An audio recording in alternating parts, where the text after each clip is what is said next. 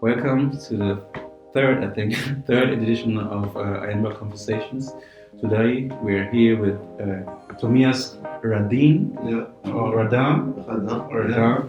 Okay, and we are going to talk with him about his life, of course, his personality, and of course his artworks and the way he produces it, and where he comes from, why he started to do art, and you get a lot of insights and information about him. So stay tuned. Welcome to this conversation, Tobias. Welcome, thank you. Thomias. So, first thing that I really like to ask everybody who I'm talking to is really always the same question. It's like, why do you start it? Why do you do art? What's your passion? Why do you decided to go for it? Basically, I always liked this thing for art. Well, drawing, for example, since I'm a kid, I draw a lot. I dance also. So I played soccer for 10 years. Let's say till my 17. And at some point, it wasn't enough for me. Soccer is a collective sport. I need something a little bit more personal, focus on myself. Individual for yourself too. Because I need to solve many things about myself. And I would say painting and dance helped me to go through that journey. Yeah. So what kind of better art were you bettering with, or what kind of stuff you say was that you needed to? Because I don't know, I need to understand things and why I like some kind of thing, and I don't know. I got many questions about myself, my identity, where I'm from. I'm from Guadeloupe. Guadeloupe is a French island in the Caribbean. But when you're born there, you're French automatically. It's like a French colony. Yeah. So, and I don't know, I always get deeper question about life in general, my relationship to spirituality, and I want somehow to, I don't know if I can find an answer, but at least make some research and try, find some answers about myself. About yourself. So it was like a deep search of who you are. Yeah. And where you, was it a question of where you belong, or was it more a question of where do I want to go? I think it's both, because I think as a black man and from the Caribbean, I need to look for the both direction, where you're from and understand the past and to move forward, So I think it was the both. Yeah.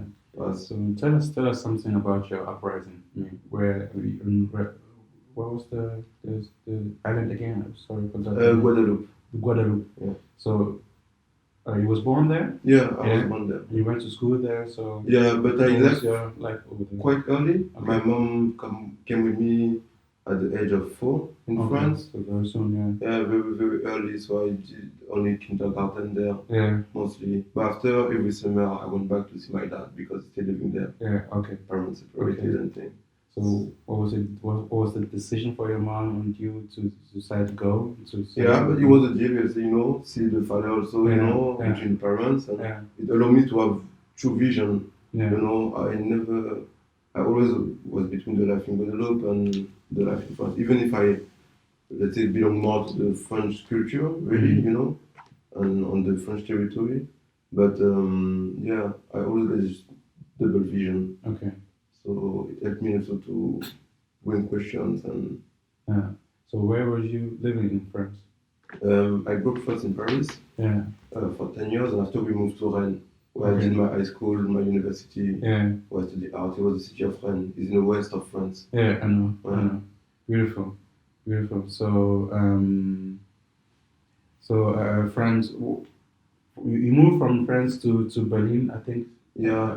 For a year or 2 years? No, 3 years and a half. Almost 2 years, next November. 3 years. So, what was for you the decision to say I want to move to Berlin? It was actually it was a spontaneous decision. Really? With my friend Tariq that you saw just before, we were flatmates, and he got this idea. Also in Rennes? Yeah. Okay. And he decided also to go for Berlin. Yeah. And I always want to move, and since a few years, but I didn't know where. And I thought that Berlin was a good compromise for a young artist and for the way of living and the budget also, it's not that expensive. You can still have a place like that. which is more difficult, I would say, in France. Yeah. Okay. So what was the first thing that you did when you arrived here? Looking for flat. Looking for flat. Was it easy or was it tough? Yeah, I was lucky. I found out in 2 days something. But I would say, yeah, it was really freestyle. My life is improvisation constantly. So I really totally improvise, looking for flat and looking for the scene, the dance scene also, to connect with people. Yeah. So that was my first reflex. And through that, it opened me many doors and I met many people. Yeah. And most of the people I know there now are actually dancing. And the dancing even bring me to the art world. Okay. You know, so mostly the dancing helped me a lot to socialize in the world. Beautiful. So you're quite a multidisciplinary artist. Yeah. I mean, you dance, you do performances, of course, and of course you paint. Yeah. Are there other art history? I like videos also, okay. but like I'm not a filmmaker or on skill, but I work in collaboration with my friend Marcel Bourgeois, who we did the first short movie, Lazy Bird, that we co-directed together, and that we show at Savvy, at the exhibition at Savvy. So yeah, I'm getting more into it, but I need still to learn a lot. You know, for now we'll say I'm the brain, but my friend Marcel know more about the technical stuff. So, Well, what was the first passion that you have? I mean, did you first thought, okay, good, I wanna do dance? I mean, you said you was moving from playing soccer to something more individual, something more for yourself, something where you can find your own being. So where did you start? Dancing? Painting, I would say if we like try to make a timeline, like not drawing, something like drawing is like the first thing. Okay. That since I'm so far I can remember, I always did. But that's the point also. Later in my practice, I didn't want to make a choice and use both because dance and painting are, if I can say something in English, they're complementary. They complete each other. Okay. You know, so I need both also to have a better vision. And my dance influence my painting, my painting influence my dance, and music also. The relationship to music is really important. So yeah. But I could also imagine that you're also putting your dance, certain choreographies into your paintings, right? Am I right? Yeah, it's not choreography, but I would say it's like some concepts of dance that I transfer, of painting that I transfer to my dance. Okay. You know, for example, in dance we use many concepts to develop motions, like water elements, like you can see pattern of movement, and we use a lot of animal gesture, you know, to evolve to dance. So I use this also, and also just the fact to paint, you know, with a brush. I use it also in my dance to develop this kind of motion, like something floating, constantly, like you're in a bubble of water and you're floating, you're dancing. Okay. So So what was your connection, or how did you get that connection to the famous Savi contemporary? It's funny because it was my first battle in Berlin, battle. And I lost, I think, in semi-final. But the most important is that the MC who were talking was Jumoki. Jumoki at the Yonju, she's a friend and she's a really super creative person and she's like super intelligent person. She's really connected to the Berlin scene. She's the creator of Poetry Mitsu. She wrote poetry and really talented. And she saw me dancing, and she told me that they were looking for a dancer for a project of performance for Savi, for the Black History Month. Okay. And one dancer was missing, so she told me to join the company. So the name is Black. Oh my God, what a shame. Sorry. We're gonna put it later on so you can tell it. But and through this collective with Nashika and other dancers, we did this performance. And from there, we include some of my painting in the performance. And people from Savi really like it, you know, and start to get interested in my works. Especially Peter, who worked at Savi and who was the co-creator of my exhibition last year. So the connection came through that. From dance. Nice. So it's like, I mean, it's like a like you make the first connection, and then they will put you on this one, and then they will put you on this that one. So it was beautiful. So tell us more about what was the concept for your exhibition at Sabi? Yeah. Because I was feeling that you had something more than just putting your works on the wall. Yeah. Because you had that performance in it. Yeah. Then you have also had that video installation in it, and I find both or the three parts. I found them quite interesting because they were sometimes somehow merging into each other, but also separate from one another. Yeah. So, what was your concept behind But that? basically, the title was The Myth of Inner Landscape. The myth of inner landscape. Yeah, by inner landscape, I mean, for me, the inner landscape is all the internal life that we got, the psyche, the human psychology, all the invisible life that people can see inside a human being, and all the paradox also in this inner life that we got. All the human thoughts is really sometimes paradoxal and can make us dance to a feeling to another feeling. So I try to catch a kind of this complexity of human behavior, alienated behavior, and how we deal with the topic of identity also. And I use the myth because the word myth because I always been interested by the mythology in human history, civilization, and how through the mythology, people use it to give their perception of the world. Even if you can say it's like fantastic story, magic story, not true. Yeah. But for me, something will show that sometimes you really portray in a really precise way many human behavior, and even sometimes in a prophetic way. So, and I think my spirituality also, my background with a family really spiritual and religious, bring me to this idea of considering the myth as a prism to read our society, modern society, if I could say. And painting, the dance performance, and the film are independent work, but we can work also together. You know, that's the purpose also. I think is the most difficult also is to make each work independent, but at the same time we can have a relationship with the other work and communicate. Of course. So if I would get one regret maybe about this exhibition is maybe didn't have enough time to bring a better form, even if it was really already nice. But you know, we always want more and do better and better. But I mean, perfection is something that nobody should seek. Actually, in my opinion, because if you seek perfection, you never finish anything. Sometimes. But when I visited the exhibition, I found it quite perfect actually. So I didn't see no mistakes. So I don't know what kind of mistake. No, it's not really mistake, but maybe more at the time, if I could say, to dig more or to use the space fully.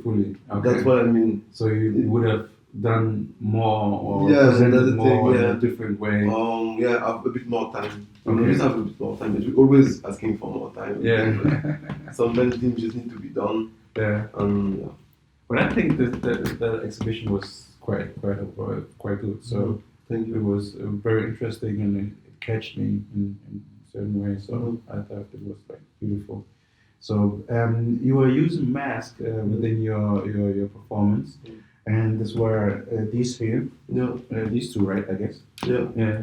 So tell us what these two are about. I mean, they have somehow an African, I don't know, the Caribbean culture. I mean, I know some of it, but I'm not into it. Like, mostly they're from the African culture. Yeah. It's a mask that I take from Congo, Ivory Coast. Yeah. And that I redesign, if I could say, because I didn't have the pretension to create or design by my own African mask, because it's a whole culture, it's a whole aesthetic, and you can't just come and destroy. So I prefer to use original form and appropriate them and to my own work. Okay. And but the idea of mask came from the fact that in my painting, many times you don't have a clear face. Now less than before, but most of my career got a lot of masks and different faces. Yeah. With the metaphor of this complexity of the human mind and the fact that we got different identity in our body. Okay. So I use this, I try to give life to this idea through this mask that I wear during the performance. Okay. And it depends on the mood also, I change the mask. Okay. And each performer got a mask. Yeah. And it takes sense in the performance. Because the performance is based on improvisation, but at some point we take out the mask. And it changes also our motion as dancer in the performance. Yeah. It's like, it's really this idea to take off a mask, and that I think we were all in society when we think about human contact and social relationship. We all kind of wear a mask in society. Yeah. Depends on where you live, and especially I think for a black man in Western society, you still like you get the life that, for example, that we all know, but with your family and you speak maybe another language, and you know, and but when you come to the society, you go to work and school, you if you can say you have to put on another mask. To fit with the code of society. So for me, this idea of mask is really interesting and relevant to human behavior also and relationship that we get between each other. Okay, perfect. So we're gonna move on, and then we're gonna show you a scene from his performance during his exhibition at Survey Contemporary with these masks in them. And we're going to come back with the second edition where we are going to talk about his works, the ones that are behind us and some other works, so tune in, stay with us.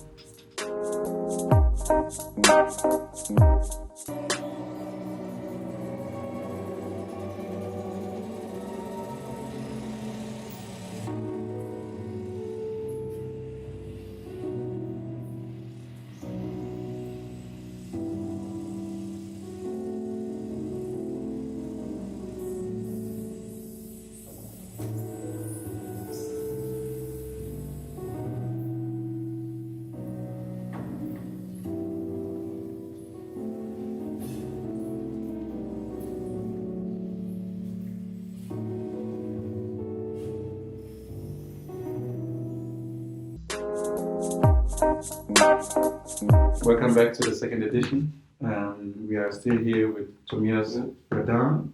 That's it, right? So we are going to talk about his works and the whole process behind it, and also what the thought process are of the pieces. So we are standing here in quite a medium piece. What's the name of this work? The name of this piece is Internal Fight. Internal Fight? Yeah. Okay.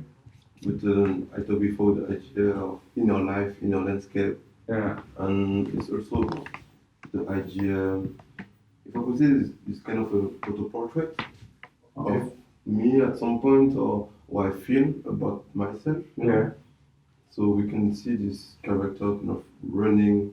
So it is like you can see that you have different parts fighting, and it's like not. It's like stretching from tearing apart. Yeah. And you can see that it's like you have different identity who try to escape, and I use the perspective, to show that it comes from a long way, and that it seems really like unclear, Yeah. It's not confusing. Yeah, no stability. Yeah. And I use this idea of collage. I paint this character from Caravaggio painting, because I use many the technique of sample, like in music, take a small part of a whole song and put it, and this is what I do also in painting, using fragments of old painting, of European painting, for example. And this is Saint Jerome in the painting of Caravaggio. Okay. And here we take the place, this old white man who's like kind of here in the work, the metaphor of this Western knowledge culture, and I properly stuck it and taken the piece on the head of the character, and for me it was like also this part of me, of my identity, growing up in the French hegemony, and you learn about French culture, European culture, and really is the idea to deconstruct and different part of the identity and make it more clear. Okay. And you can see the face under also who are a mix of kind of mask and really like strong expression, screaming. Yeah.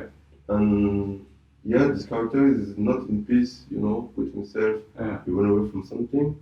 And also here, I used this sample, also from a painting of Caravaggio, with Saint Thomas, Okay. who touched the Jesus to believe, Yeah. Yeah. And this is like, he's putting this finger in the wound of Jesus.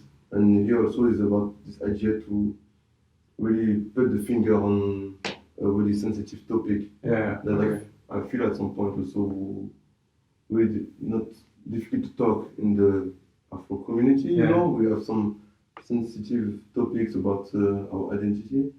So yeah, basically I would say it's a kind of auto-portrait of me feeling a certain kind of way at a certain type of time.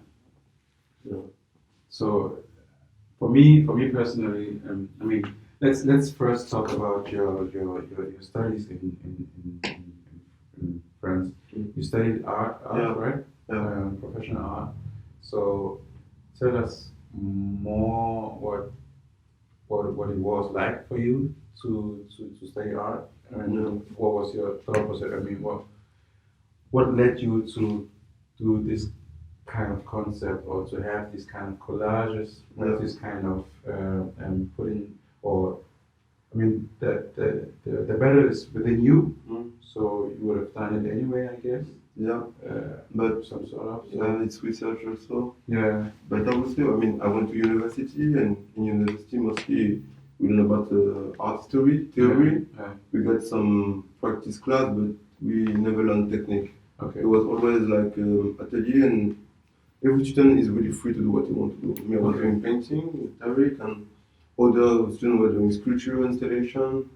But I would say I try to learn the most I can from the theory, from the art history, who helped me a lot. And after, when I went through the master, we need to develop some writing about our own work. Yeah. And I went through this introspection about my work and the pattern that I use in my painting, and why I use certain type of pattern. For example, I really like the marble effect, or this surrealistic atmosphere. And this introspection allowed me to understand why I choose, or why I am more sensitive to some kind of pattern. Yeah. For example, all the aesthetic of church, who actually I was really influenced by, because my first contact with painting was when I was going to church with my mom, and I was looking at the big painting, Catholic painting, Christian painting, depicting the Bible episode, and also all the architecture, also with the marble, the gold things, and I was really, and it took me time to understand where everything is from. And when you understand that, you can deconstruct everything better and play with it, and create your own word again. Yeah, and that's why I came to this idea of pattern, of sample, also with the face and the piece of Lienwald cut. And I try to by deconstructing this idea of identity, I really transfer this concept into the material. So I really cut material. It's all about, I think, for me, to translate idea and concept to painting. And to make it relevant on the canvas and more interesting. So my painting, I would say, use a lot of metaphor. So maybe not make it always accessible. I mean, my purpose is not to that people read it in a certain kind of way. It's to transmit some kind of emotion also. But I would say it's this type of painting, you need to spend time in front of it to reflect on it. This is what I would like, or I wish for my work, is it bring at least reflection in people. It's not maybe something you could watch for 5 seconds and get it.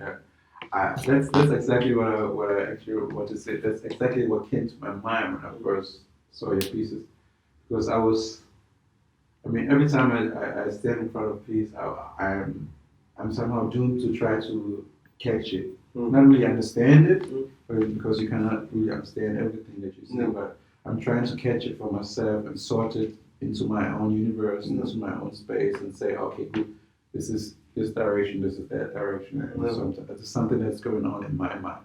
But when I was standing in front of your works, I thought like, okay, wow, wait, where to start?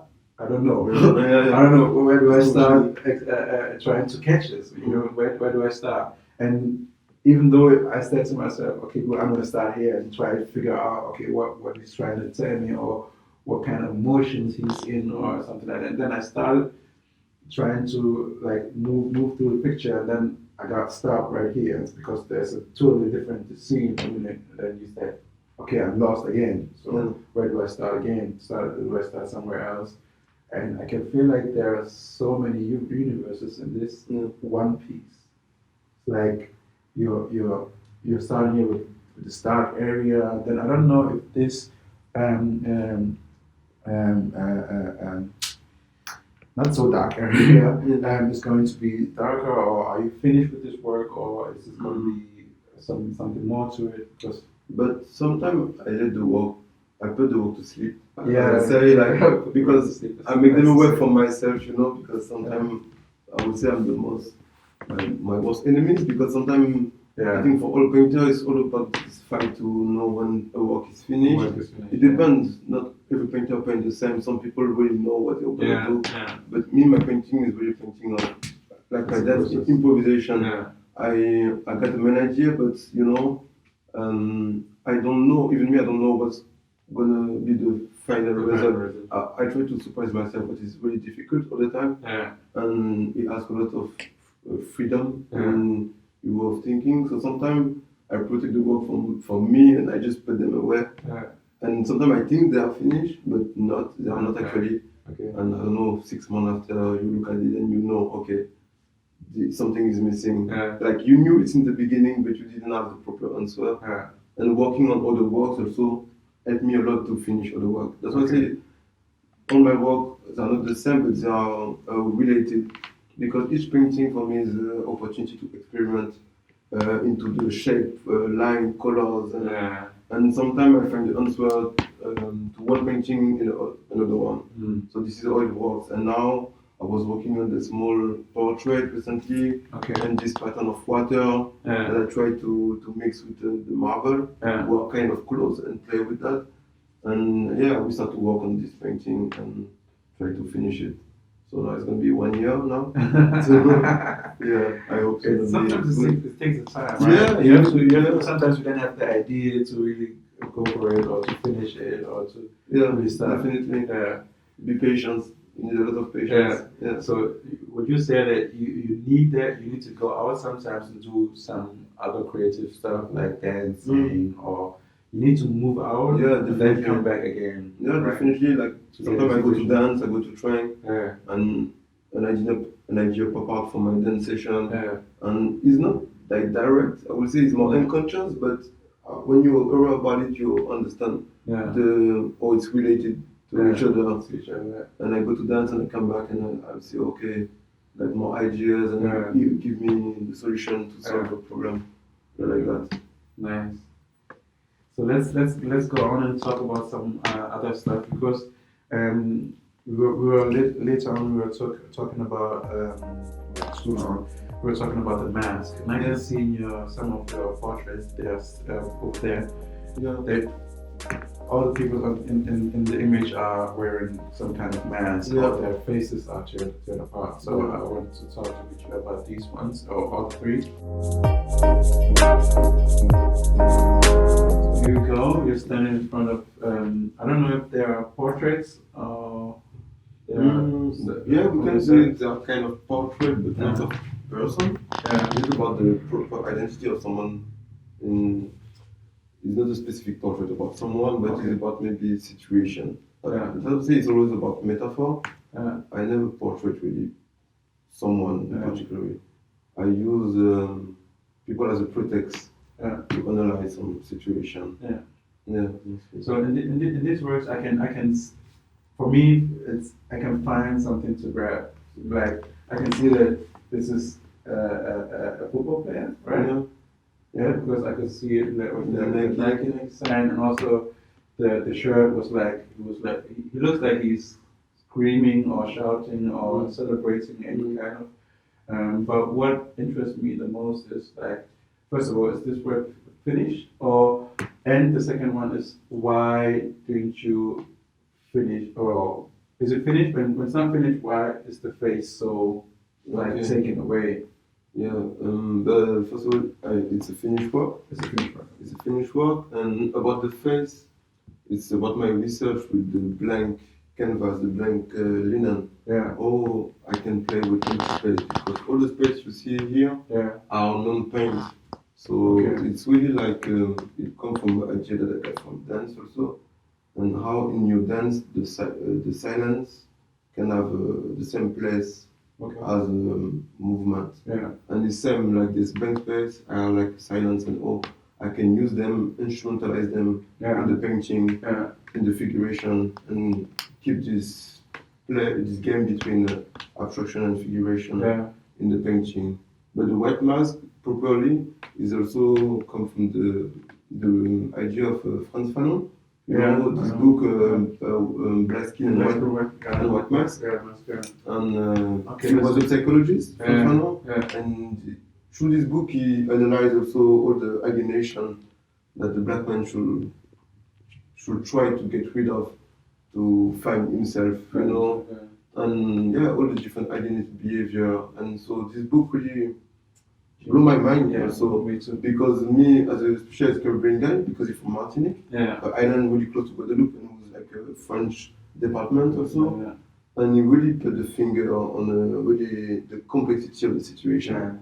And so many years, like it was, I think, in the 50s, and he already got a so clear vision about the situation. And when I read this, it still applied to nowadays. That's also the sad part, you know, is that not a lot of things change that much. I think it's also because people of the diaspora don't have maybe still have access to this kind of reading, you know, and this is not what people teach in school and so. Through this analysis, I tried to develop this series of portraits and people wearing a white mask properly. So Sam is always the idea of this, the idea of the white mask, but also always I translate it into painting. It's not only just take an idea and paint it; it's also I try to question, you know, the material and how I gonna translate this idea on the canvas. So that's why it's constantly, I would say, a painting of research constantly. So if I have to conclude this, you're saying that first of all you are trying to play with the canvas. It's like figuring out what you can do and figuring out how far you can go with the canvas and what you can put somewhere. But on the second thought or on the deeper thought, you're also thinking about like the Frantz Fanon and his books and his teachings and his ideas, and you are some kind also trying to free or to not to free but also to discuss it with yourself, right? Like to and also free the painting from the topics also. Is really difficult also is this relationship between the works and the topics, and also don't make the works slave too much of the topic, you know. Like if you can analyze just for painting and or brush strokes, can still interesting. The work is not only dependent on the topic. So it's always this border that I try to have in my work. You know, and I think will make things more interesting for me, at least, and help me to not repeat myself and constantly. That's nice. But he's a football player. He's like he's inspired from a picture of Thierry Henry. And he's a Caribbean football player from Guadeloupe also, and he's like the best scorer of French culture. Arsenal. And the name of his painting is The Beauty of Failure. So also that's why he got this tears. I was going to ask you. This kind of diamond, but like a beauty is also this idea of beauty and failure. Like he did a lot for the culture, but still somehow it's nice and inspires a lot of people by what he did in sport. But somehow we always get catched by the thing of skin color, Yeah. you know. Yeah. So somehow it's still a failure, you know. So even if you do a lot for sport, and also stuck people into something, or you good at sport, or you or that's it, you know. So it's super beautiful sometimes, but on the other hand also it's really inspiring for me also. And I think he talked to many people also. That's why I try to do also with my work is really difficult also to give them this universal approach. Like, because that, I would say that's the problem for more contemporary Afro artists, black artists, is also to get free from this idea that because you're a black artist, and people always will you rock through your position as a black man, and don't see it as another person or white guy, and just give to your work this universal value. And that's why also sometimes that's why through the painting, the material, like I say, I try to free the painting so from the concept to also make the work independent from the fact that I'm a black guy, you know, and that use people to this black skin also.